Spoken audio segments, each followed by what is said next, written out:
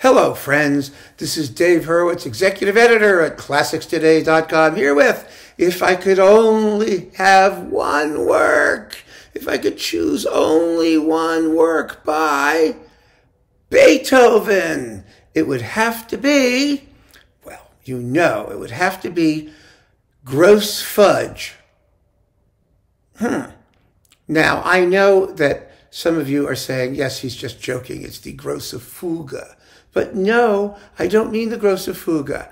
I mean Louis van Beethoven's Grosse Fuge.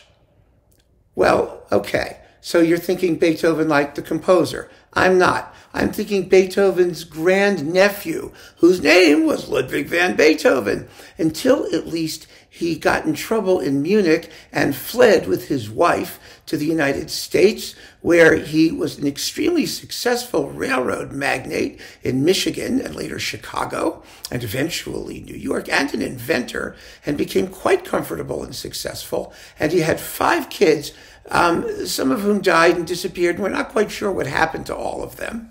The story is a little bit vague there. And he changed his name to Louis von Hoven. He got rid of the bait because there was an international arrest warrant out for him. And it seems that one of those kids, I am convinced, one of those children published one of those fabulous Midwestern cookbooks. And now we're talking about already, I mean, he died in, what was it, like the 1890s? We're talking about the 19-somethings. One of those fabulous Midwestern cookbooks full of perfectly vile recipes that you could never dream about in your wildest nightmares. Remember, like, chicken cooked in 7-Up? Remember that? It was actually rather good. I mean, that was one of those things. Just these strange recipes, Jell-O mold. Well, this is Grosse Fuge. Why is it called Grosse Fuge? Well, it's called Grosse Fuge because one of the main ingredients is leftover roast beef ground up. Yes, in your chocolate fudge. And so as a public service, this is actually a Tinnitus Classics production.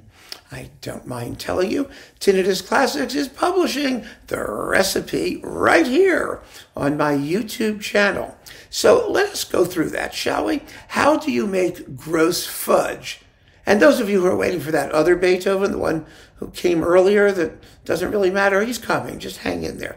So Grosse Fuge, it consists of 1 cup of cooked ground roast beef, a half a pound or 2 sticks of butter or margarine. You can use margarine if you don't want the cholesterol. 1 14.5-ounce can of evaporated milk, 4 cups of sugar, 2 of which can be brown sugar if you want it to be even browner than the ground up roast beef is going to make it in the chocolate. 1 12-ounce bag of chocolate chips, 2 cups of marshmallow fluff. Oh, I love marshmallow fluff. We've talked about fluff before, haven't we? So you've got to have the marshmallow fluff, and 2 teaspoons of vanilla extract, and 1 cup of chopped nuts, because you cannot have ground roast beef fudge without chopped nuts. I would suggest walnuts. I really would. They go so much better with roast beef than almonds or pecans. Anyway, so those are the ingredients, which you can see below. Now the directions. Remove any hard crust from the beef before grinding it.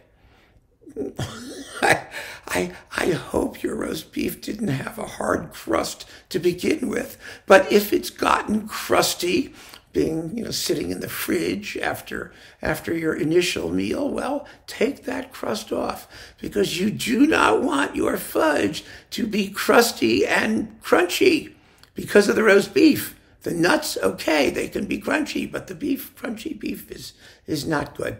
Cook the butter, the milk, and the sugar to a hard ball stage. You know what that is? That's where, when you take a drop of it and you drop it in cold water, it hardens to a solid ball thing. Stir it often. Yes, you want to stir it. Remove from the heat. Stir in the chips, the marshmallow fluff, the vanilla, the beef, and the nuts. Beat it all until it's nice and firm. Pour it into a well-buttered 9 by 13-inch pan. Cut it into squares and refrigerate.